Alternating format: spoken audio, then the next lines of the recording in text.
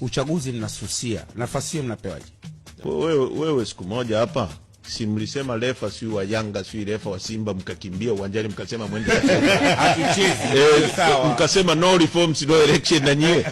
Kuna sisi tunachotaka kwa mara ya kwanza hii post iliandika hatuchezi no reforms. Sasa mimi kuulize Haji.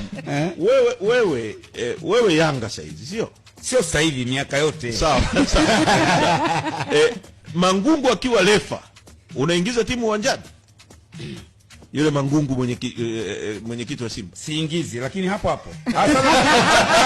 nakuza swali. Mimi najua utamu wa kuwa mbunge na mimi nashinda wakati wowote. Unafikiri mimi ningekataa uchaguzi katika mazingira ambayo naenda kushinda?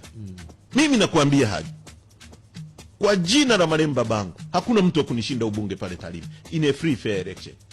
Kama kungekuwa na uchaguzi huru, siwezi kukimbia mimi kwenda kugombea. Alafu mimi sijai kuwa mwoga. Nakimbiaje? Mimi napenda ushindani, napenda hoja kama hivi unatoa na jibu. Ndio maisha yangu mimi.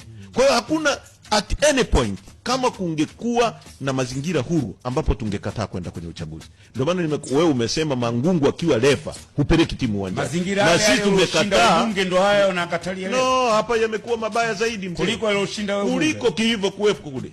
Sasa hizi hata fomu huipati. Kwanza hata wakala ruhusi kuingia uwanjani. Wale mapendekezo mlopeleka kwenye halijachukuliwa hata hii? Hapana mheshimiwa. I'm telling you. Wakurugenzi walikuwa wasimamizi wa uchaguzi. Leo sio wasimamizi. Mimi ukitaka Haji, sisi mimi nazungumza kwa evidence. Sheria ya uchaguzi ya mwaka huu ilibadilishwa lugha ya Kiswahili kuletwa kwenye Kiswahili. Nilikuja nayo hapa siku moja, tulikuwa na huyu bwana na nikamsomea vifungu vinavyotukwaza.